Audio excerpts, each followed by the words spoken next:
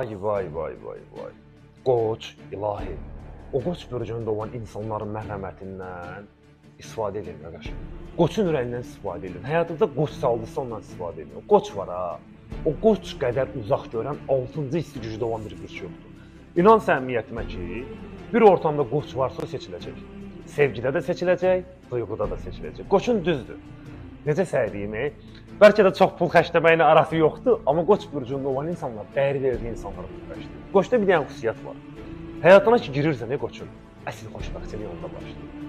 Bu ən şanslı bürcüdür. Bəli, mən buna razıyam. Ümumiyyətlə yaşım ilan ilində qoçlar çox şanslı olur. Amma qoçun bir şeyi vardı. Adamı çıldırdar, infarkt eləyər qoç. Qoçu sən nəyisə izah eləyə bilmirsən. Elə bir qoçu necə səydin? Elə bir sən köləsən, qoç sənin ağandır. Elə bir sevgi yaradır ki qoçdan da. Özün mühatəmətlər qalırsan ki, ilahi mən nə edirəm?